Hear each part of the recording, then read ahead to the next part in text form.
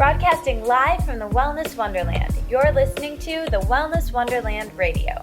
I'm Katie, and each week I chat with the most inspirational people on the planet on how to stay inspired in all areas of life. As you listen, feel free to tweet at me at Katie Dalebout or use the hashtag Wellness Wonderland. I'd love to hear your aha moments. So grab your headphones and listen on the go, or cuddle up with a notebook as we dive in deep with authentic conversations right here in Wonderland. Hey guys, welcome back to another week of the show. I'm Katie, your host, and I'm so excited to get into today's episode. But before we do, a couple really quick announcements. If you like the show, if you've been listening for a while, or if you're new to the show but you end up liking it, I would love for you to actually subscribe on your device that you're listening on. We are now on Stitcher, which is amazing, and we're on iTunes and wherever you're listening. So actually subscribe. It really helps out the show a bunch if you can just hit the subscribe button. Leaving a review also helps a bunch, but you know what helps the most? Sharing it with a friend who you think would like a particular episode. That is the best way to help get the show to more people and help us grow, because that would be really awesome. Because I love doing the show so much. I love talking to people. I love getting to talk to you every week, whispering in your ears. It's so amazing. All right, on to today's episode. Today I have Jamie of Ginger Snap Organic, this amazing place in New York City that you'll hear all about. And she's also an author of this amazing cookbook that I have been loving so much. And you'll hear all about that in today's show.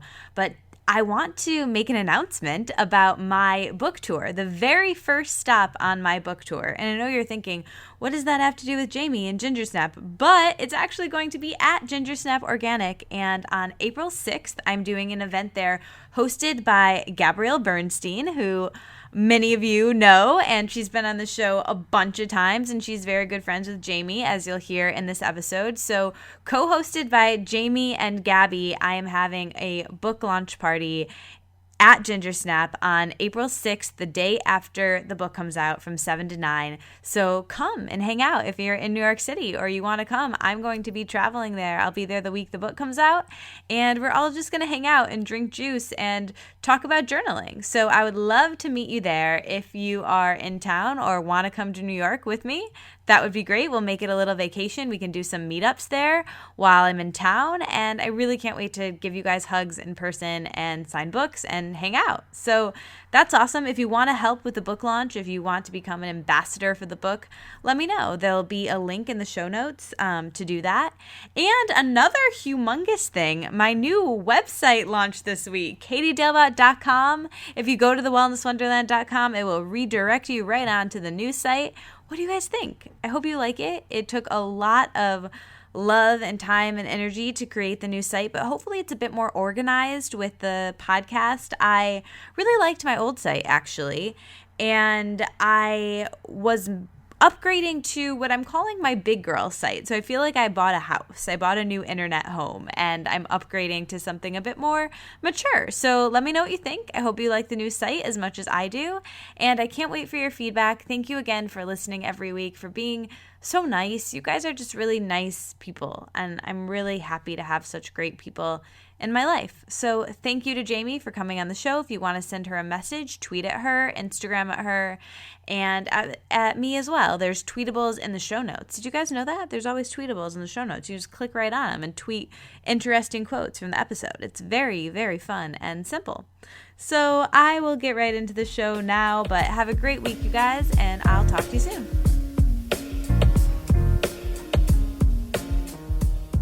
Welcome back, guys. I'm so psyched for today's guest, Jamie, the owner of the amazing raw vegan restaurant in New York City, Ginger Snap Organic, and the author of the new book, Juice It, Blend It, Live It, over 50 easy recipes to energize, detox, and nourish your body and mind, is here. Jamie is beautiful and amazing and so kind, and I'm so excited to hang out with you today. So how are you, Jamie? Thank you for doing this. Thank you for having me. I'm super excited to be doing a podcast with you. Yay. All my favorites do podcasts with you. I feel in incredible company. You just have to be podcast. Part of the club. It's like exactly. It's like and now I am. Yeah, it's like your whole tribe. Exactly.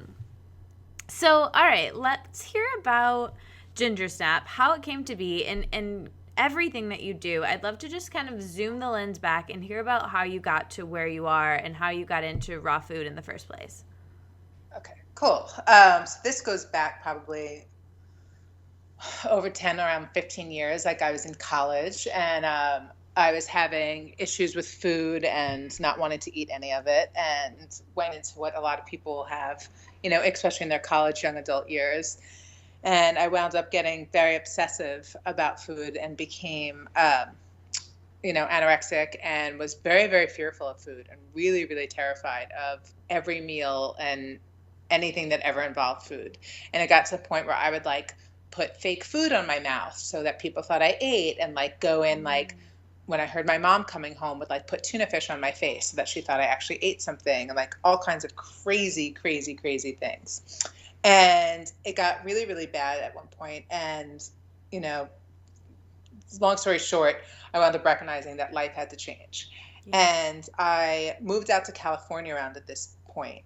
And just being in California, I'm from New York, but being in Venice and Santa Monica, it was like very different. It was like very different from anything I'd ever experienced. And it was I grew up being very guided by spirit, and I kind of forget that at some point along the way, especially in college. And going to California, when people ask me why, the answer was always that my spirit felt at home. And I kind of started getting like, I was barefoot all the time and walking on the beach and hearing the water every day. And I found myself in lots of yoga classes, starting with Kundalini. My friend Heather would take me to these Kundalini classes, and then we would wake up at like 5 o'clock in the morning and do our own version of it on the beach every morning. And I started to get back into who I was. And through that, I started doing a lot of yoga, and I wasn't conscious of it, but I just wound up eating lots of plant-based food without even really realizing it. And then I was doing a teacher training with YogaWorks, and it's probably around 2003, 2004, something like that, or maybe 2005. I don't even know when it was, somewhere a long time ago. And no, it was later than that. I'm sorry. It was like 2008. And I'm very bad with years. I had this conversation with Jenny the other day. I don't remember years. It's okay. We won't know. We won't quote you on. We won't do our research. Perfect. And then so I wound up like realizing that I felt really good. I'm like, oh my God, it's been 30 days that I've been eating only raw food. And my friend was like, oh, I work with this guy, Giuliano. You should meet him. And I knew who Giuliano was. He owned this raw food restaurant in Santa Monica that was like the raw food place to go. And I'm like, oh, cool, I'll meet him. And I wound up meeting him the next day. And he's like, you're hired. And I'm like, for what? He's like, I don't know. Show up tomorrow and we'll figure it out. Cool. And I wound up getting really into raw food, and I then wound up managing a store in Santa Monica, a restaurant in Santa Monica called Revolution, and just really loving it and recognizing for the first time I'm eating and I'm feeling good and I'm not worried. And it wasn't like each bite was thought about. I just knew that it felt good, and I knew that I felt like fueled and energized, and like I didn't feel heavy. And I'm like, wow, this feels amazing. And it was kind of like I was just taking all the processed stuff out, and it happened to be raw because that's what was around me. And that's what was happening in LA, was very big in the circle that I was in. And I was loving it and I was thriving from it. And then after a few years of doing that in LA, I felt that like it felt weird not to be closer to my family at this point. And my brother has children and I didn't know them. And I'm like, you know what, let me come home for 6 weeks and just kind of reconnect with my family and see what happens. And when I did that, I stepped off the plane and I was like, yeah, I'm staying. And I had to like call my boss and be like, I'm staying. And then I started working at a store in New York that was on like more of like the supplements and kind of like the superfoods, and more based in the education of why the things that we do are good and how it makes you feel. And it was really interesting to see like New York's take on the raw food movement. And after doing that for like a year or two, I realized that I was definitely going to stay here and grounded. And I met he was a boyfriend at the time, but now husband, and he was a chef, or he is a chef of like meat and all kinds of food and nothing to do with what I do.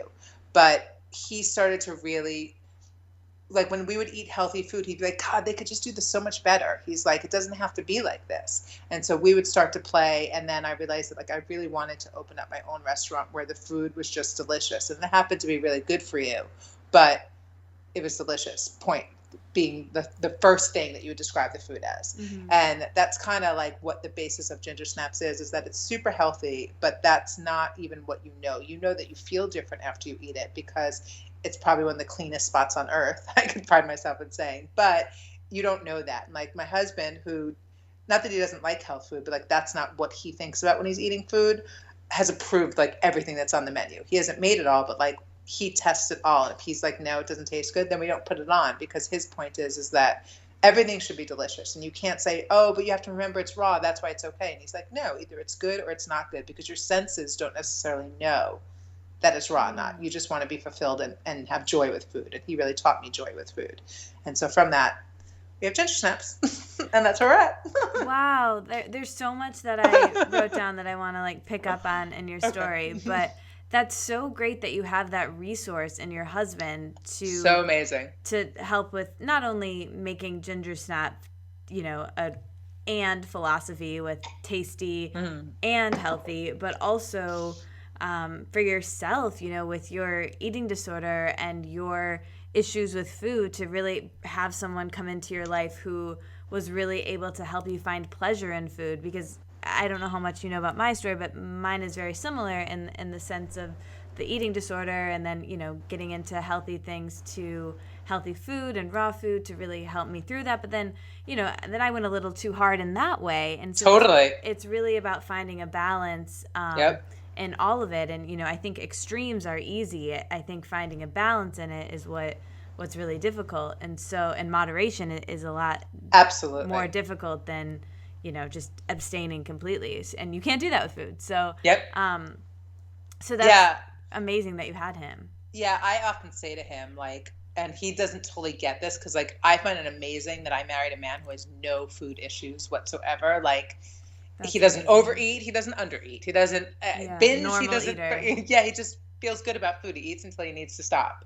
And what's interesting is that, like, I was saying to him recently, like, he saves me from my eating disorder, because I will be the first person to say, like, I'm not over it. I still have it. It's still something that I'm doing so much better with. And like, I don't hurt myself, and I feel good every day. Even if I eat something badly, I did it with joy, and I did it with a choice. And I always tell everyone that, like, everything has to be like, I think the key to food is really making sure that everything you do is like with no guilt and with like joy and happiness. And because of who I'm married to, and because we live in like New York City, for example, it's like I have no choice but to realize that there is joy in food, because I can't be like, oh, I'm not eating this week, because it just wouldn't work in my life. Right. And so because of that, like, I know, like, I don't know if you ever do like the cleanses and all that. And sometimes I go on phases where I'm super, super clean. And I think it's important, because I do believe your body needs to rest. And I do believe that, like, where I should live is in the healthy place. But then I'm allowed to like go on vacation, like in my life, and every day have moments of vacation where I'm not totally focused on the health of my food.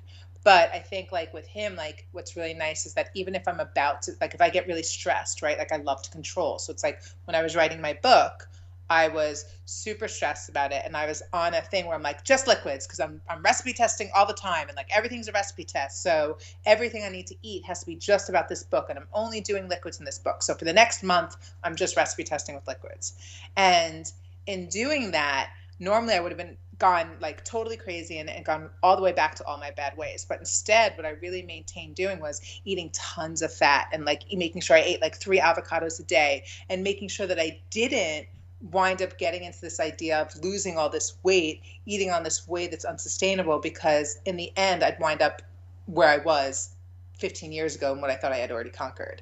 And I think that that's like important as to like choosing the people who you're around, the people who like either feed your good behavior or feed your bad. And I think that like one of my biggest blessings in the world is my husband, because he will never allow me to dive back into that. And he loves me no matter what weight I'm at. Yeah, that's so amazing that you found someone. And it's so sad that finding a normal eater in our society is such a rarity, because totally, while I'm a part of it, and obviously you're a part of it, and I think that the health movement is doing wonderful things, I think at the same time it can be kind of this double-edged sword where it's isolating people, and it can be kind of the new class system, and there's a lot of morality attached to it. Absolutely. And it doesn't really have to be the case. And I think, like you said, every time you eat something, just finding pleasure in it and not finding guilt if you're not doing a juice cleanse or you're not, eating 100% raw or whatever. Like, it's great to add these things in, and that's fantastic. But if you don't, or if you, celebrate with someone and you eat something that you don't normally eat, you're not bad. And that guilt and that shame is worse for you than whatever it is that you were eating. Absolutely. And I think that, like, for me, like, I think that what's important to, like, my message really to everyone is, like, yes, be mostly healthy, but just mostly. Yeah. Like, don't be all healthy, because I think that when you get into this idea of, like, being perfect, you're going to fall off the pedestal. Right? It's like the idea of, like, Plato. He talks about, like, be the lover or the beloved, right? And the beloved is the one who's, like, on the pedestal, but, like, you can easily fall off that pedestal. And if you're trying to be this perfect, it's not if it's going to happen. It's at what point it's going to happen that you mess up or whatever. And it's going to be so much more detrimental than when you recognize that, like, you're allowed to have, like, space and flexibility in every day.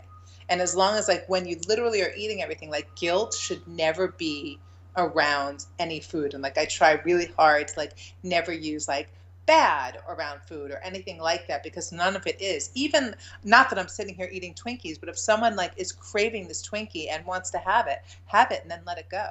Yeah, totally.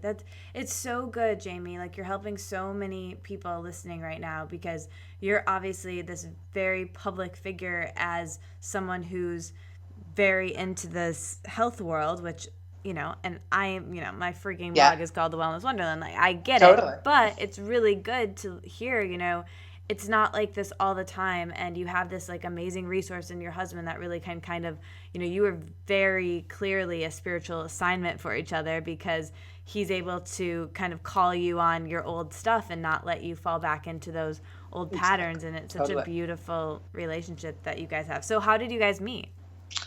It's actually funny. He on actually the new street that Ginger Snaps is on now, 10th Street in the West Village. A long time ago, when I first moved back to the city, I was engaged before when I lived in LA, and I broke that off, and I moved back here, and I'm like, I'm just going to date. I'm just going to say yes to people. And this is, like, my new plan, because I always was in, like, relationships. I'm like, I just want to say, like, yes to a bunch of people at once. And so my friend and I were going out all the time, and we'd been back for maybe a month or two, and we were supposed to meet her friends at this one bar, and, like, it kept on getting later and later, and I was at her house all dressed, ready to go, and it just kept on getting later and later and later. And then finally I'm like, you know what, I'm just going to go home. She's like, let's just go out for a drink without them. Like, we don't have to wait for them, because they were in, like, meetings. So I'm like, okay, great. So we go, and we decided we're going to go to this bar in the West Village that was around the corner on 10th Street that we were going to meet them at. So we get in a cab, it drops us off, and it drops us off instead at this wrong place. And it's this, like, beautiful bar. It's like, it's November, and, like, gorgeous people in the windows, and it's all glass, and there's no name on it. And we're like, wow, where is this? And we're like, I don't know, but note to self, let's come back here. And then we go to the other place. We go to the other place, we're about to sit down, and my friend's like, and there was no one there. It was just the two of us. And she's like, why don't we just go back to that place? We're not meeting them. I'm like, oh, okay. The bar is super crowded. There's 2 seats for some reason sitting at the bar empty. We go and we sit down at them. And this guy is like, that's like a movie. Oh, no, it gets better and better. So this guy is, like, totally hitting on me. He's so drunk. He won't leave me alone. And normally I'm like, you know me a little bit. Like, I'm a loud person who could take care of themselves. Right. I just don't have it in me, like, to get this guy to leave me alone. So my friend's, like, trying to get him to leave me alone. He won't leave me alone. So I'm like, you know what? I'm just going to turn to whoever's sitting next to me, and I'm going to ask them, and I'm just going to talk to them, which I never do. So I turn to the right, and I'm talking to this guy, and I'm like, hey, do you know the name of this place? And he's like, oh, yeah, it's called Highlands. He's like, it just opened this week. They don't even have the name outside yet. I'm like, oh, cool. And he's like, I hear the food's amazing here. I'm like, oh, yeah? I'm like, what is it? And he's like, and he's describing it, and it's basically Scottish food. So it's like blood sausage and, like, definitely not what I'm thinking is good food. And I'm just looking at him, and he's like, ooh, he's like, you're a vegetarian, aren't you? I'm like, I'm raw vegan. He's like, hi, I'm the chef. And that was how we met.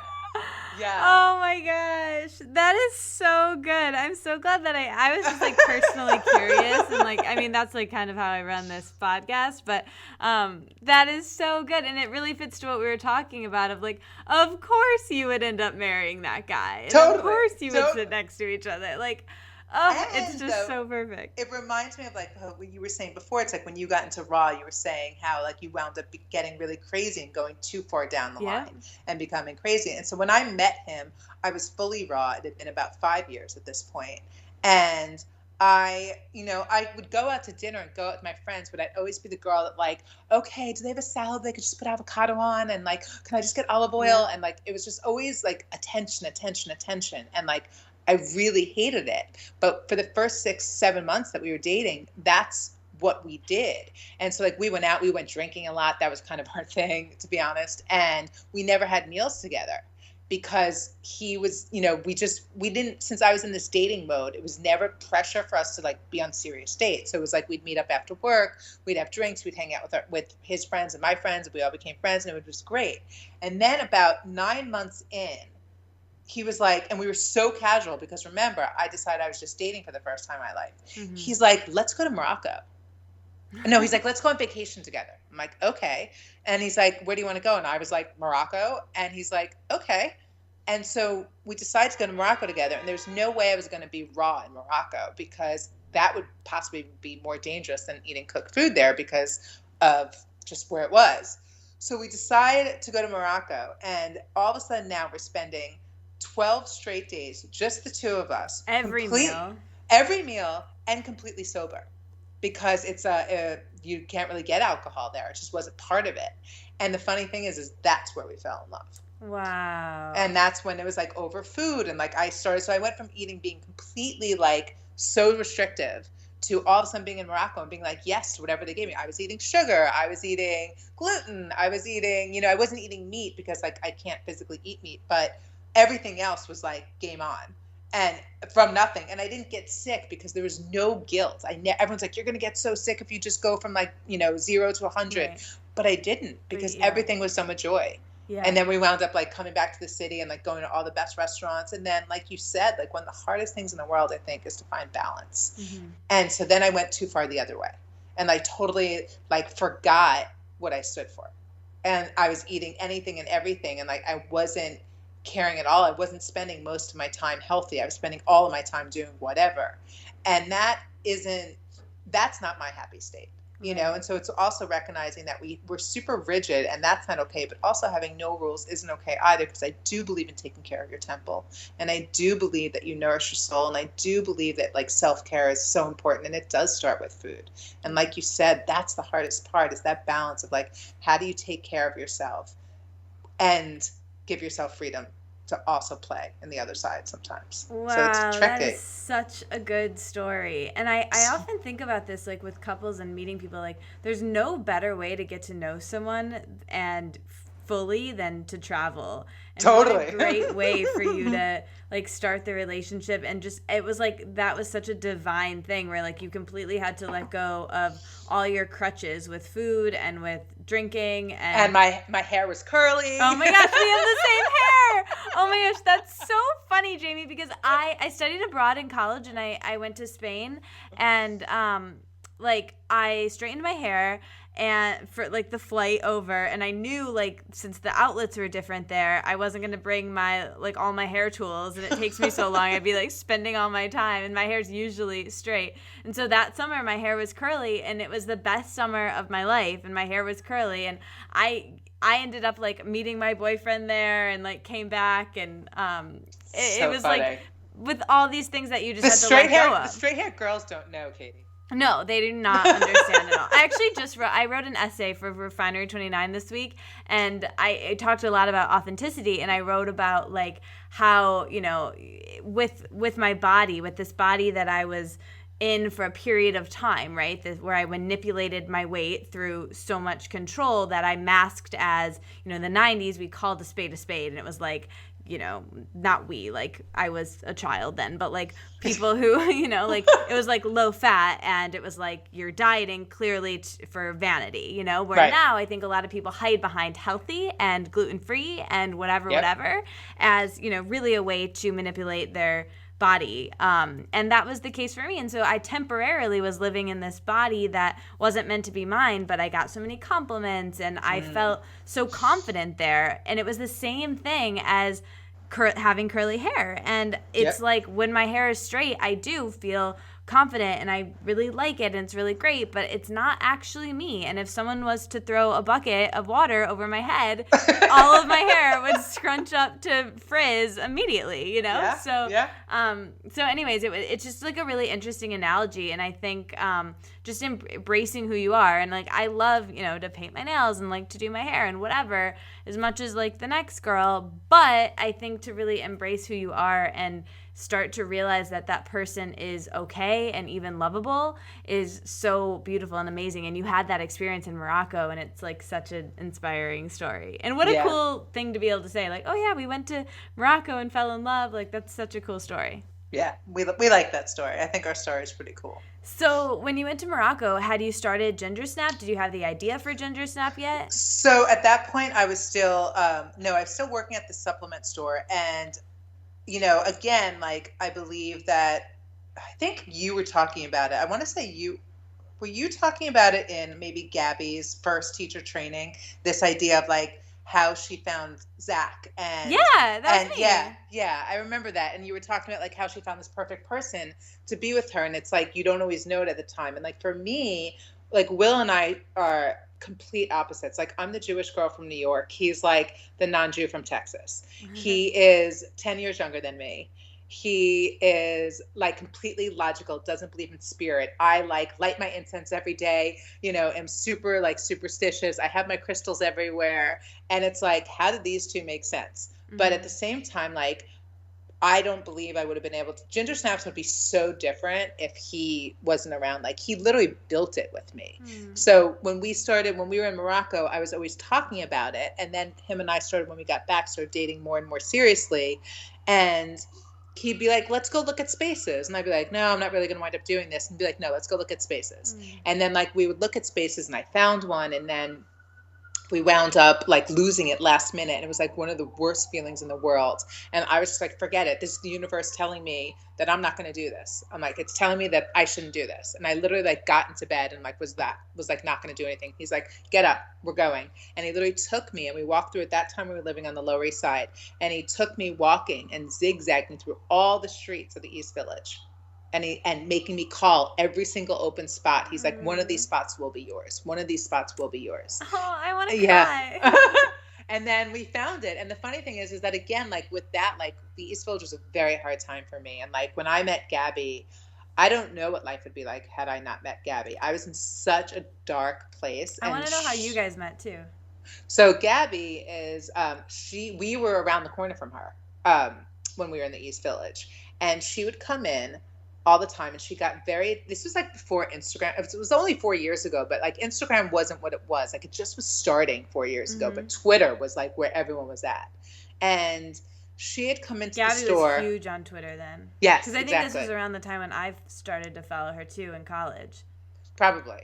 And she wound up, she was coming in and she would tweet she fell in love with these donut holes we had. Yeah, I remember that. Yeah. And she would tweet them. I didn't know her. And she would tweet them. And Katie, when I tell you, I hated her.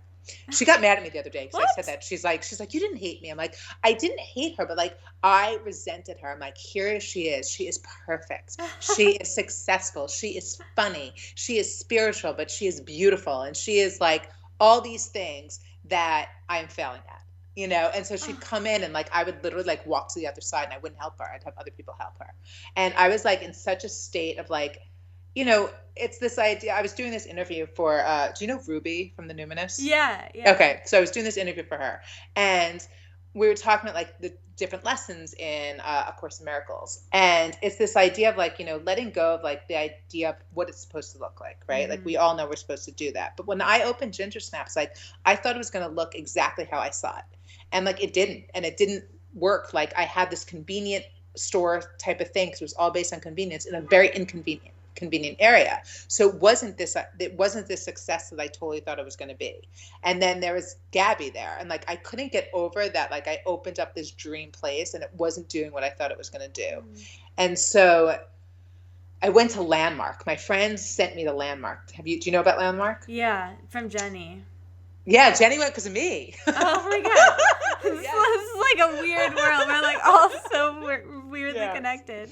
Yeah, so Jenny, who is one of my closest friends in the world, she, who I had met through Gabby, and anyway, not about her though. No, more about Landmark. So Landmark, my friend Sammy had sent me to Landmark, and he tell people like top line what it is. Landmark is basically like it's a 3-day immersion that you go into. People will call it a cult, but it basically is teaching you like how to.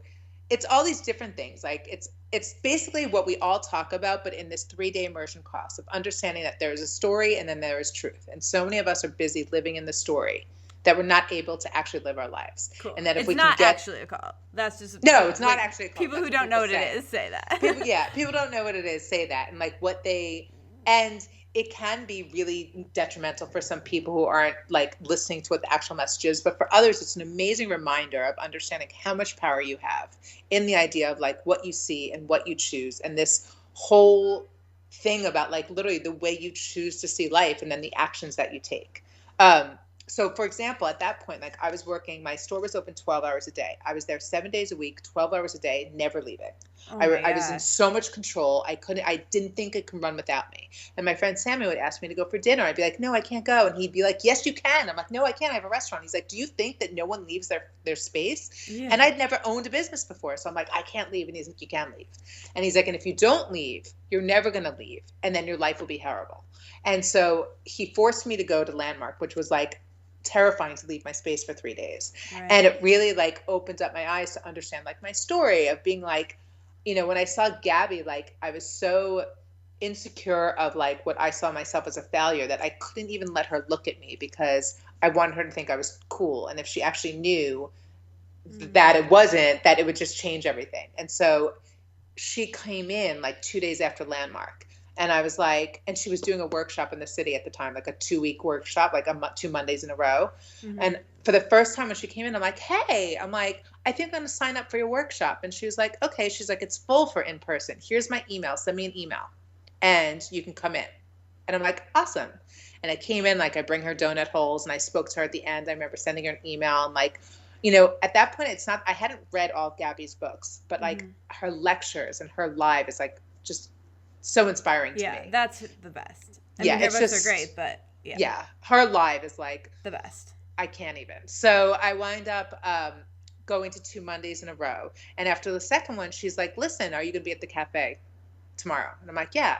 She came and we were there for like 5 hours and we just became like best friends overnight. And, you know, she really just is one of the people who really taught me the idea of choosing love over fear and understanding that it is your choice at all points and all time. And like, I was going through this thing with my mother where I was just fighting with her recently. And at my book launch, Gabby obviously was there speaking and she had met my mom for the first time. My mom's like, Gabby, I just want you to know the change you've had on Jamie and how much she loves you. And I'm like, Mom, because my mother and I were fighting about fear at that point. And I was just like, Mom, just so you know, she's the one who taught me, you know, to choose love over fear and how like life that way is just so much better. And it's a choice. Yeah. You know, it really is a choice. I don't remember what the original question was. I don't either. I'm just like listening and taking it in. This is so amazing. But meanwhile, the funny thing about Zach is, so I got mad at Gabby one time because I was rereading, I don't remember if it was, I think it was Ing, and I was reading it after becoming her friend, right? And it was one of the exercises, and it was like to go back to a place of pain, right? And I happened to have fallen asleep at that time, and then I woke up, and I had all these nightmares, and like then it was on my mind, that pain. From back in the thing. And like her and Zach happened to come into Ginger Snaps that day. And I'm like, I'm just so annoyed. Like I thought I cleaned that up. I'm like, I thought that I fixed all that. Like, why is it showing up? I did all the work already. And Zach, not even Gabby, Zach goes to me He's like, it's not about that. He's like, it's about understanding that you're still going to go into those places sometimes, but it's how quickly you can get back. Oh my gosh. And I'm like, oh my God, you're a spirit junkie. Oh, I love him. Yeah. I love them so much together. Oh, that was the question. It was about like finding like how, what your question was in her training is that the real partner, the partner that you're supposed to be with is that one that helps you. I think that you don't even realize that might not seem, people will be like, oh, you opposites, you and Will are opposites. It doesn't make sense. But I think it's interesting because he is why I have the store that I have. Like when I was thinking of giving up on like when I was in the East Village and I wasn't happy over there, I was just going to close. And he's like, absolutely not. He's like, you've worked so hard. He's like, you're on the potential for something so amazing. He's like, you want in the West Village? Let's go walk around in the West Village. And let's like scope the internet. And like we wound up finding the space, and it was a really blessed experience how we found the space that we found. And like it couldn't be more magical. And if it wasn't for him, I would have given up. Yeah.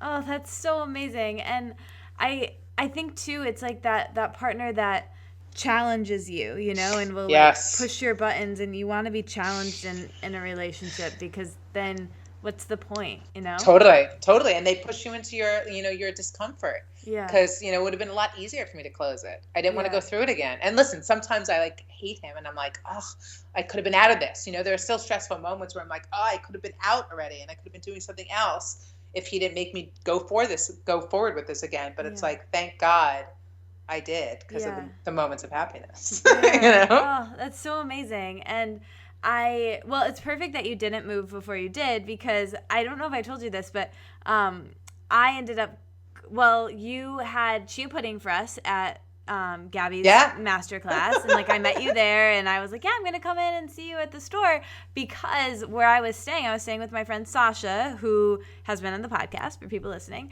and she literally lived like not even a block away, like right around the corner. Amazing.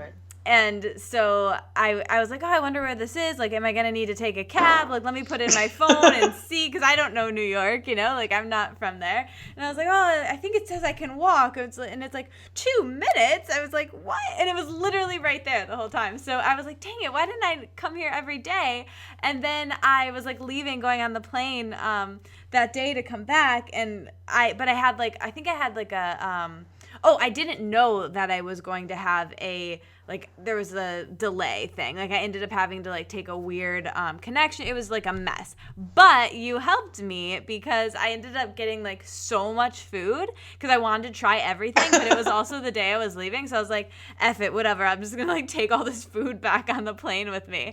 And so I like had a legit bag of food. Like I had the nori roll. Amazing. I had the hummus. Like I had everything. And I remember that. I was there. Didn't I see you? Yeah, you were there. Yeah. And I had everything. I was like, this is great. And you were probably like, why does this girl have so much food right now? And I just like took it all to go, and it saved me. And I remember like getting home really late and like eating my nori roll here. You and I was like, I Instagram. And I was like, this is so weird that I'm eating ginger snap and I'm not even in New York. Like that's probably a first. Like it was crazy. Meanwhile, speaking about you and chia pudding, one of the first things I saw of you was I was at Gabby's mom's house with Jenny, and she played for me your chia pudding video that you did. That's so old. Oh my gosh, I'm like cringing. That's from college. It's like, oh my god, so it was the cutest thing ever, and how you danced in between. Oh my gosh, yeah, that was like, oh my gosh, that was in college when I was like trying to be 100% raw in college, and like we didn't have we still don't, but like there was no ginger snap organic, there was no Whole Foods, like I was trying to like make everything myself, and it was like crazy and insane, but that's what I did with my time, was like make chia seed pudding videos and blog all the time. It was the funniest thing ever. Oh my gosh, it's so funny. It's so funny how we're all connected, and like it's the best. It's such a cool community, and I can't wait to come back to New York when my book comes out, when Gabby wrote the foreword. And amazing. I'm so excited that your book is coming out. I'm so excited too. But next year when I come to New York, I'm going to come into the new Ginger Snap and have a nori roll with you or something. So with that, I want to hear about your book, and what was the process of writing it like? Oh, man. I have to say, the funny thing is, so I was in Europe last year, and I got an email from someone saying, oh, we'd like you to write a book. And I was like, okay, whatever. And at that point, I hadn't moved. I was still in the East Village, and I still was like not super happy with my business.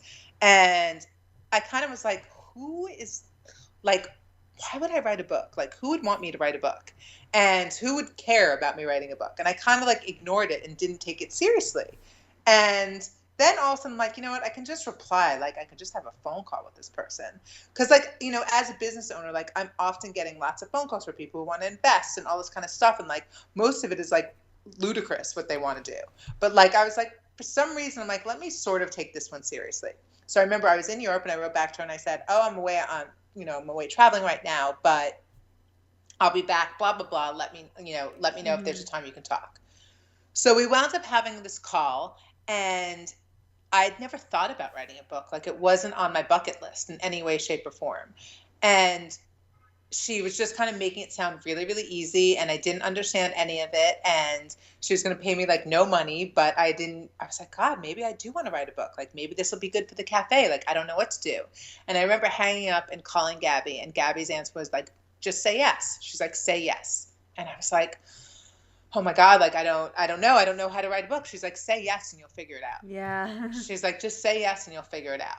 And I wound up saying yes. And the funny thing is that at that point, like, was when I started to really think about closing down the East Village and not knowing what I'm going to do, where it's going to move to, how that's going to happen. And part of me, like, making sure I did open up again was because I had this book coming out. So I had to have a restaurant behind it because I didn't want to be an author. Like, I want to have a great cafe. Like, that's what I want. You know, like, my dream isn't to write all these books and do all these lectures. Mine is to have, like, the cutest little cafe that everyone loves to come to, and they all feel really good when they're there and when they leave, and the food makes them feel great, and they, like, bump into each other, and, like, that's what I want. That's my dream. And so I'm like, I can't have this book and not have the cafe behind it.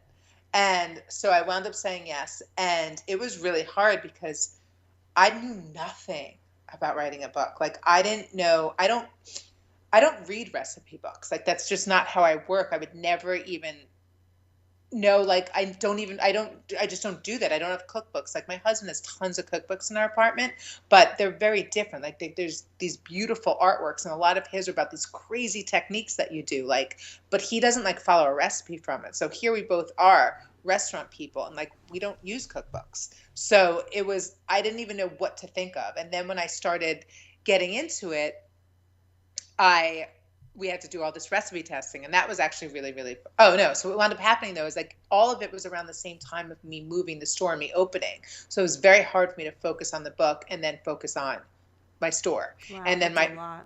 and my publisher, like, you're with Hay House, you're so lucky. Like, they're, supportive and amazing. And my experience wasn't quite like that. Like, my publisher, it was just a very different experience. And because I wasn't a writer, like, I don't think that I quite understood what goes into writing the book.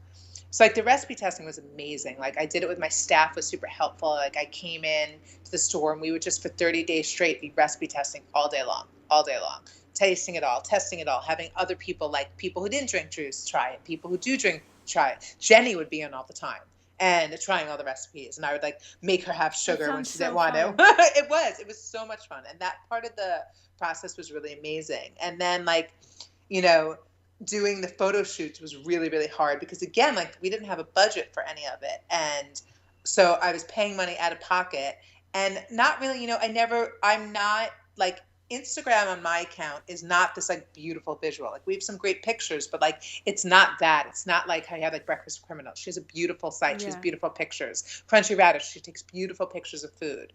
But that's not what we do. Ours is different, and mine is, like, a joint effort. It's not me taking the photos. It's everyone on staff adds to the Instagram feed. It's not just one voice for us. And so for me, the thought of, like, taking pictures all day long and making food look pretty, like, it's just, that's not my strength, that's not, like, my joy. And we wound up doing one round of it, and I really was disorganized with it, and I didn't like it, and it made me feel really, really uncomfortable. And I also didn't have all the recipes done at that point. So I also didn't know exactly what I should be taking photographs of. And then my publisher told me I needed to have more photographs. And I was crying and I was so upset because I had just gone through this. And Jenny came over and Jenny was supposed to help me. And she's like, Jamie, I'm not taking pictures for your book. She's like, you need a professional photographer. And I'm like, Jenny, you take amazing pictures. And she's like, not for a book. She's like, I take them for Instagram.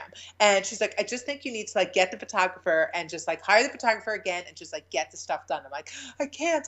And she's like, yes, you can. And I remember screaming at Jenny in my apartment being like, it's not my joy. It's not my joy. It's your joy. It's not my joy. And she's just like, well, okay, then put out a book with terrible pictures. She's like, how about that? And I was like, okay. And she's like, I know you. She's like, you can't put your name on the book unless you love these pictures. So just shut up and pay the photographer. And we wound up doing a second shoot. And like that shoot I loved and was organized and was thought about. And like, that was actually very joyful those few days that we did that. And yeah, now the book is out. And it's doing beautiful. It's so beautiful. And you can tell that like so much time love went into it, you know?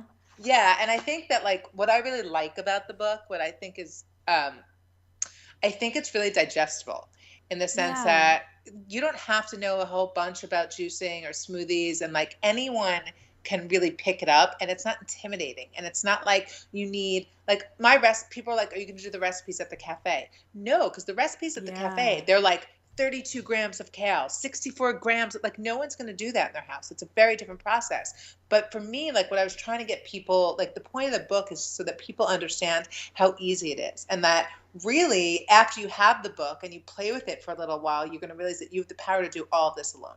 Yeah. And that I just teach you the basics of like how to get used to and how to get comfortable with your juicer. And like, I also like, we played with stuff that a lot of people don't play with, like, you know, parsnips are in a lot of our recipes and burdock and like stuff that you don't normally see that happen to be incredible.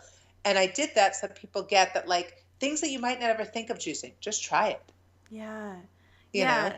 And that's really cool. And because they're now like it's so saturated, the market for this sort of thing. So it's great that there's like innovative, creative things like that. And it's from your voice too. And I think like with the cafe, I felt the same way in there too. It's like, we talked about this already today, but this kind of thing can be so isolating to people and they can feel like they're not invited to the party, you know? Totally. And this really doesn't feel that way. And Ginger Snap has such an inviting, kind environment that like even though I didn't live in New York and like even though, you know, it was my first time in there, I felt like that environment that you were saying that you wanted, which was this neighborhood spot where everybody, you know, loved each other. And I remember I like sat in there with my laptop and was like hanging out and drinking this like amazing ginger latte thing that was like, I had that today. so good. It's like, what is it, almond milk, ginger? It's almond milk, ginger, and now we do it with cinnamon and we steam it all. Oh, yeah. I want one of those right now. That sounds They're really amazing. Good. Yeah, it was so good. So anyways, it's just, you can feel that in the book too. And it's just because our fantastic. whole thing is about like, it's a lifestyle. That's why we have to live it in it. And it's like not just about you drinking the juice or drinking the smoothie. It's about like self-care. It's about community. You know, we, A Course in Miracles, you know, we do a free class every Monday night at the cafe for anyone. Like, you know, whoever wants to walk in can come into it. And like I think we've been doing it for like a year now, actually. You know, we started it the week after Gabby's first teacher training. I remember that because a bunch of my friends from that went, and then randomly, even like some of my friends from here who now live in New York were like, hey, I went to this thing and like your friend, you know, Gabby, I think was there, like I saw her books there, and I was like, yeah, go, it's amazing, get the ginger latte, like try the normal, like I'm like an ambassador from far away. I love you, thank you. Yeah, and it's just because it's, you know, for me again, it's this idea of having a space where like people can, it's so like this world can be so lonely and it can be so hard and there's so much sadness going on that like just someone smiling at you can change the day. Like, you know, just having a space where like people are genuinely happy for you to walk in the door is all I wanted to create. It's like the central perk, you know, it's like a high vibe central perk. That's so funny. I just cut 9 inches off of my hair and one of my employees goes, he goes, it's like the Rachel. I'm like, shut up. It is not the Rachel. Oh my gosh, your hair was so long. I'm excited to see it. You have to post a picture. 9 inches. I don't know. That's a lot. Have you ever had, like, where is it? Is it like shoulder length or does it like hang? It's like a little bit above shoulder length. Oh my gosh, I bet it's so cute on you, but I can't even picture it. You have to post a picture. Yeah, I don't want to post pictures. I bet it's really cute. I've done it like twice in my life, or like one day. But you got to love this amazing husband that we talk about throughout this podcast. Yeah. That's so great. He's like the theme. Yeah, didn't notice. What? What? Didn't notice. Pardon? Didn't notice. What? That's so much hair. Yeah. He's like, you didn't give me time. We were talking for 10 minutes, right? We had a full 10-minute conversation. Like, that was enough time for me to be like, Boys are so weird. Boys are so weird about that kind of thing. Weird. Yeah, and he would say to me, he's like, but you often have it in a ponytail. He's like, I just see your bangs. He's like, so I didn't know if maybe it was in a ponytail. It's like not even an excuse. Not even an excuse. I'm like, my employees noticed. Oh my gosh, that's so funny. Yeah, it must just be like a guy thing. I mean, they're really weird. Like, I don't know. Guys are really weird. But guys are really weird. We love them, but that's really weird. That you notice. That's so funny. Yeah, totally. So I want to go back to, I loved that you shared that when Gabby first started coming in, you were so vulnerable and you shared that like you felt uncomfortable and you didn't, you felt a lot of separation and what she would call like judgment and separation and feeling like you weren't good enough and judgment just towards yourself and making her special. And I know that I just really appreciate you sharing that because I felt the same way with feeling like, wow, like Gabby's so amazing and great and putting her on a pedestal. And that was something that I really had to work with to be like, she is really great, but she would want me to think that I'm really great too, and really coming out into my own and feeling that way myself. And that's something that you did, with Landmark. And then when you get to know her, it's so easy to connect with her and just be like, oh, that's so great. But I think, something that I struggled with at first for a while was like, oh, well, if I want to be like as successful as Gabby, like I have to, control my body and look a certain way to like look just like Gabby or be just like Gabby. And I think the best thing to do is to just be myself and not be like her, not like love her and find worth in her work and be inspired by, but really find my own way. And I think that that's something that you've done so beautifully. And I think that lots of her friends and the people that follow her have had that experience too. But I think a lot of people who newly find her can feel that same way.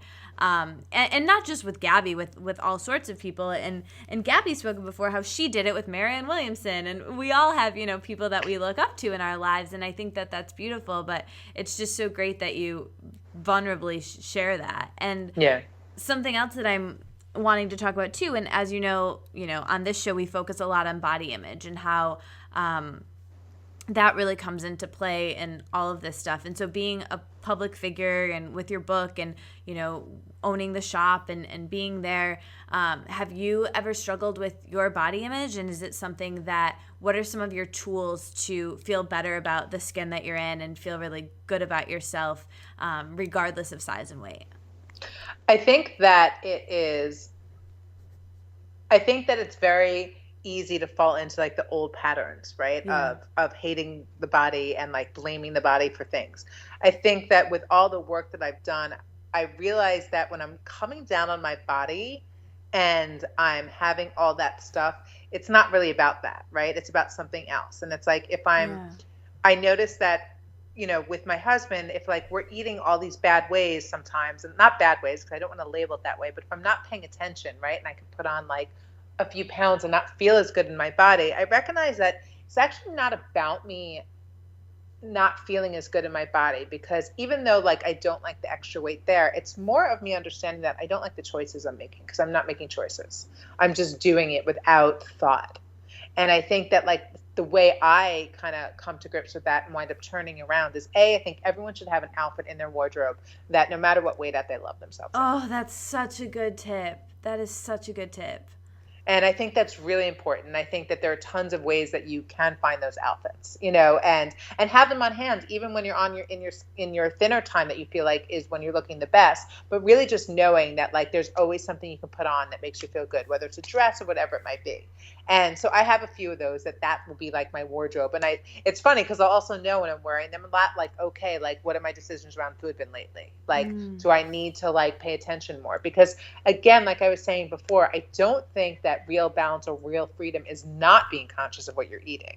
And I think that sometimes it's like, well, I'm doing really well because I'm not thinking about it. I'm not upset if I gain weight, but that's not actually true, and I think that it's okay to like be mindful about what you eat and still have fun, but don't let ourselves go the total other way. And so like for me, it's now like a conscious reminder, like if I'm putting myself in that clothing, then I'm probably not taking care of myself as well as I should.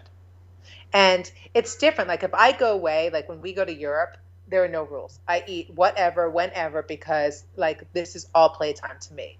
And because it's done with such joy, I never get sick. I never feel bad. I never like am not liking my body. I don't get stomach aches. Like for some reason, gluten in other places doesn't bother me. But here I could be on the couch crying for hours. And I think that like for me, I noticed that, okay, I can do that for vacation, but when I come back, I have to step in. And like that's why like for me then I will do like a cleanse when I get back, because I have to reset the palate, because there is something in these foods that aren't the best and aren't the cleanest that does trigger stuff, whether it triggers past memories, whether it triggers, comfort for you, whatever it might be. It's very easy to go down the path of unhealthy again. Yeah. Because you're playing too much over there. And so for me, like, I think it's important when I feel that way, or I notice myself putting myself in those dresses, I will do a quick cleanse. The cleanse is never to lose the weight. The cleanse is to reset the palate and to remind myself of my cravings. And so for me, it's like whenever I'm doing a liquid cleanse, I never want to lose weight on the liquid cleanse. That's not really what my goal is. And so whenever I personally go on my own liquid cleanses, I will literally add like 3 avocados to it a day. And I will make sure that it is like very high in fat and many, many smoothies all day long, so that I'm not putting myself in a place of starvation. All I'm doing is resetting my palate so that my cravings don't overtake me again. Jamie, I love you. Aw, thank you. I love you. No, I really love that you shared that, especially about the juice cleanse, because I was just on somebody else's podcast today, and I shared a bunch about this, that like I kind of went down my like bad period with raw food from doing a bunch of cleanses in college, and it was like the master cleanse, and then I'll juice cleanse, and then I'll do crazy stuff. And I love that you said that it's not about losing weight, because and how you're adding the avocados in. I think that that's like such a really mindful and smart and brave thing to share and do. And as someone who owns Ginger Snap, like, I think that's just great for people to hear, because it's becoming such a trendy thing, and I think that people aren't doing it mindfully at all. I think people are doing it as like, oh, I have this thing coming up, I'm going to just like not eat. And it's like the socially acceptable way to not eat. Juice cleansing can be at some point. Or socially acceptable way to like starve yourself, And so I think that it's a really great thing that, someone who is doing it for the right reasons and in a really mindful way, I just think it's really great, and I'm glad you shared that. Yeah, we even have one now that like one of our liquid ones is all blends, because I keep the fiber in. And even on our all liquid one, we have one that like has fiber in it, because like I think that like the all juice thing, unless you're like very ill, it's not necessary. Yeah. And all it's going to do is give you this false idea of this weight loss that isn't really right. And then like the second you eat again, you wind up feeling horrible about yourself, because you go from like, having no fiber, therefore your stomach is completely flat, to even having like the smallest thing, the salad will bloat you, and it just winds up not being good. But I do believe that people do need to cleanse from sugar.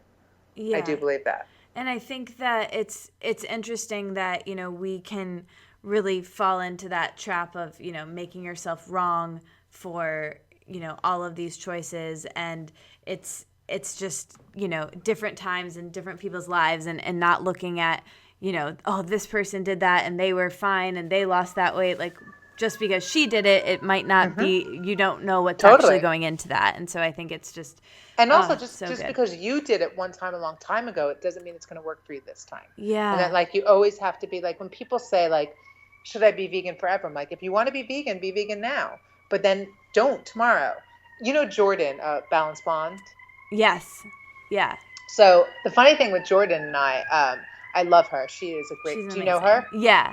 She's great. She's going to come on the show in a couple weeks. Ah, she's amazing. I love her. She was doing an event at Ginger Snaps, and this is in the East Village one.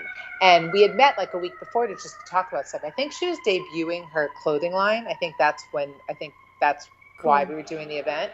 And she and I were talking about stuff, and she was talking about her extreme cleansing and what was going on. I'm like, well, I don't think you should do it.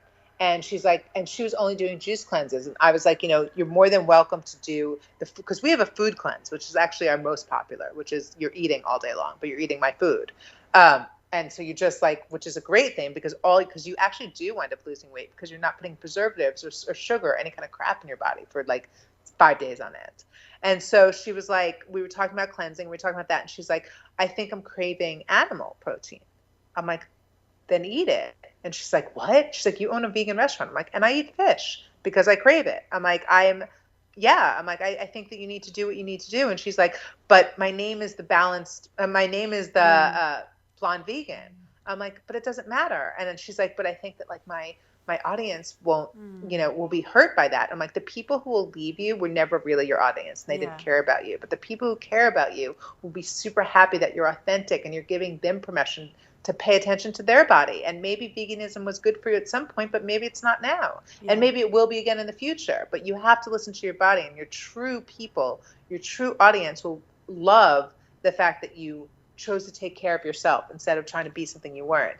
And the irony is that the next day she ate animal meat. And it changed. Yeah, and it changed everything for her. That's so funny. Yeah, her story, it's similar to mine. It's the whole orthorexia thing. Totally. But she's great, and I love that she's a voice in this because not nearly enough people are talking about the danger side of getting too controlling with your food. And it's so great. And it's so funny that you were like the impetus of this all happening. It's like so cool. Yeah, she actually wrote about it in her book. And it's like, it was so funny though, because just knowing that like no one was giving her permission, and she just she made the decision herself, and she was just waiting for someone to give her permission. And it's like, I think again, like I say on my website, like I believe if someone wants to eat a burger, but just balance it with something healthy. It's like, don't eat a burger every night.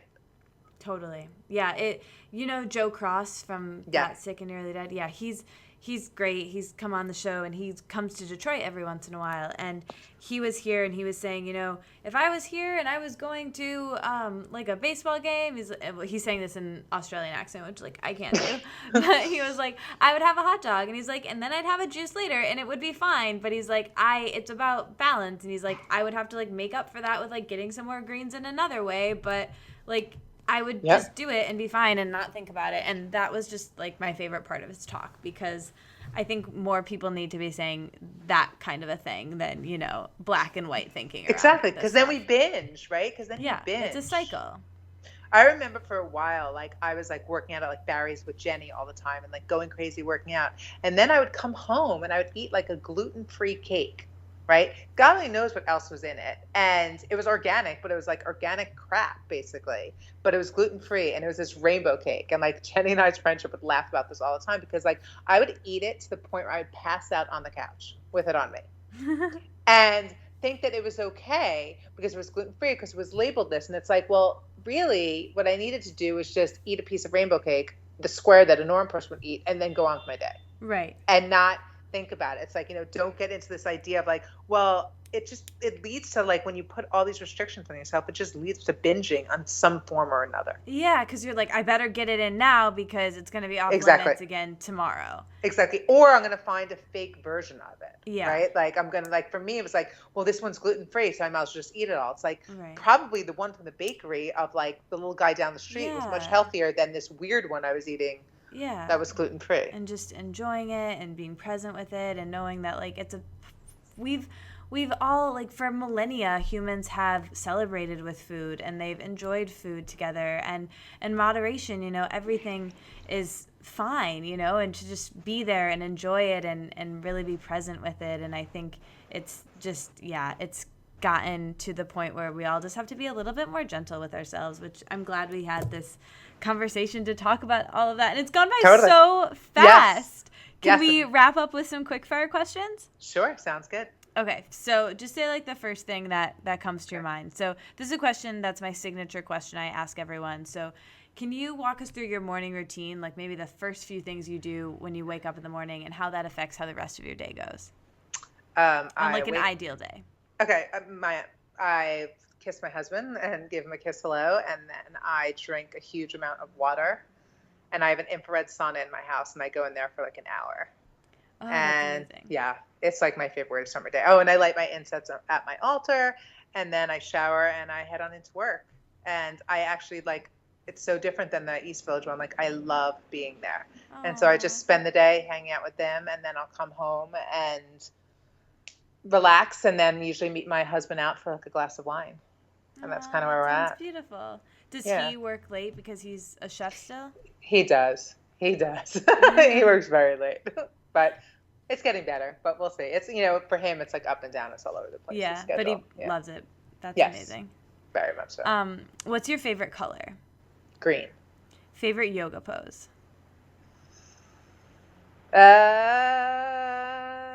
Shavasana. Me too.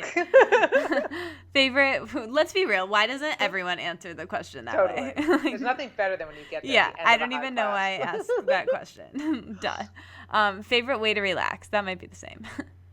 No, my infrared sauna. I described it as being like a womb. Oh, wow. It's the greatest in the world. I love that. That's the best description ever of anything. Yeah. Favorite hour of the day? Favorite hour of the day? Sunset. Nice. Favorite vegetable? Ooh. Right now, I'm really into a cauliflower. But that changes all the time. I heard that you have some cauliflower soup that's like to die for. My husband's recipe. It's unreal. Oh my gosh. That's what I'm having when I come. That's you need to. It's unreal. First stop off of the plane, take me to Ginger Snap Organic and get me some of that cauliflower soup that Jenny's always posting about and I'm always jealous about. Yeah, it's genius. I'm excited. Favorite fruit? Right now, I don't really eat fruit. But if I was going to eat fruit, it would be berries. Mixture of berries. Favorite juice recipe? My Go Green, which is kale, cucumber, celery, and kale. Hold on. They juice it, and chard, and green chard. It's just really smooth. Like, there's no sweet in it, and it just tastes like milk. It's like creamy and balanced, and I'm so proud of that recipe. Tastes like milk. Oh, that sounds so good. It is. It's so, I have to say, it's so good. Favorite smoothie? Right now I'm doing this thing where I make my coffee dream smoothie. So it's like cold pressed coffee with coconut oil and maca and lucuma and cinnamon and a grain-free vegan protein powder. Oh my gosh, that sounds amazing. Yeah. Best thing you've eaten this week? Best thing I've eaten? Well, this was a tricky week. Well, I went to Blue Hill, which is an incredible restaurant in Manhattan. Everything is from their farm, and my husband took me there for my birthday. So the entire meal was from beginning to end genius and brilliant and unbelievable. Oh, amazing. Happy birthday. Thank you. So, okay, here's a little scenario for you. So it's the end of the day, maybe like 7 p.m., 8 p.m., you get home and you're like beat, but you're starving. What do you do / make, pick up? What happens?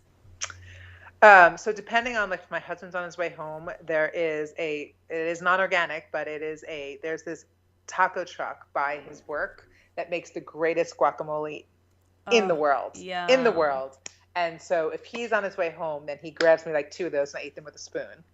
But if I'm home and I'm starving, my go-to is like kale and romaine chopped up. And then I pour olive oil, nutritional yeast, sea salt, lemon, and nori strips, and I just massage it in, and it takes like maybe all of 5 minutes, and it's like the greatest salad in the world. Yum. Yeah. I feel like I make like a similar version to that like every day. Those are like my fave things. Yeah. What's your favorite like on the go snack if you're going to be out all day? What would be in your bag? What would be in my bag? I'm not really a snacker. I don't snack, to be honest with you. Nice. All right. Yeah. I'm like, yeah, I don't really. Oh, that's not true. What I do have with me always, just in case I'm starving, is almond butter, raw almond butter, in like those pouches by Artisan. Yeah. Those it's are the the greatest thing. Yeah, I live on those. Those are really convenient. Okay, so you're on a deserted island, and you can only take with you one book, one person, one TV show to binge watch, and one food that you would never get sick of. Go. Oh my God. Okay, so my husband. That one's easy. The book would probably be. I would probably say Course in Miracles. Nice. Now, at least in my lifetime, it would be. The food. Mm-hmm. I'm not gonna lie, the food would be French fries. Nice. And the show would be either Sex and the City, or like I just recently found that you can watch Curb Your Enthusiasm from the beginning. So that's been my new binge watching. So I would take one of those. Nice. Because they both hold up so well. Yeah, totally. Okay, so you're having a dinner party, and you can invite 5 people, dead or alive. What would you make? Who would be there? And what do you hope they would turn and ask you? And what do you hope that you don't have to talk about? Oh my God. I have no idea how to answer that. I don't even know. It can be anybody. It can be like people you know. So I guess I would say if I'm having like my ultimate dinner party, it's probably going to be my husband, Jenny, Gabby, Zach, and my grandmother, and probably my mom and my dad. So I'll go a little higher on the mound people. Okay. And I would have my husband make dinner, and the meal would probably be like he'll do like roasted vegetables, but he does them in this different way in this big crock pot that we have that is delicious. So I would have him make it. And what are the other questions? What do you hope that someone would turn and ask you, and what do you really not want to talk about? That you hope that someone just doesn't ask you about, that you just get sick of talking about? I hope that no one asks me about the book. And I guess I hope people ask me about where we're going to go next on a group vacation. Ooh, fun. I want to come to this dinner party. Yeah. What are you most excited about in your life right now? I'm excited about my space. I'm excited we're making some changes at Ginger Snap. And my husband, this is the first time I'm saying it out loud, he's going to actually help me with a bunch of new menu items, which he's never made any of the menu items besides the cauliflower soup. But we're going to start to do like more baked goods there and more like sandwichy stuff. And like, for example, for my birthday, I asked him, instead of like going out to dinner one night, we just recipe tested. And he made a gluten-free, vegan, non-refined sugar snickerdoodle. Stop it. Oh my god. And let me tell you, it was I brought into work, and even the people who, like the workers, like a lot of the people who work in the front are connected to the food, but the people in the back aren't necessarily, they don't eat this way in their normal life. Mm-hmm. And I brought it in, they were all eating it. They're like, that might be the best cookie I ever had. Oh my god, I want that right now. That sounds amazing. So I'm super excited because he's going to start to develop a bunch of stuff, because he's just, I don't know how he makes vegan food so incredible, but he does. And that's what we're going to focus on right now. Oh, that sounds so good. Okay, recommend one movie. It can be like your favorite movie of all time, or it can be like something you watched recently or this year. What would you recommend to us? I recently watched this, and it still holds up so well. Reality Bites. Oh my gosh, that's so funny. I recently watched that with my friend Steph. Steph is definitely listening. Hi, Steph. Hi, Steph. We watched it together, like right after Gabby's Kripalu. I stayed with her for a night, and we watched that movie because it's her favorite movie ever. Such a good movie. It was so good. Such a good movie. Oh my gosh, that's amazing. What about a book? And such good music. Yeah. It's so good. Yeah. A book that you would recommend that you've read recently, or it can be from any genre. Choose It, Blend It, Live It. No, I'm just kidding. That too. I would say The Alchemist. Oh, so good. It's a good one. Classic. And then what about a song or anything? Music, like person, band, something that you love?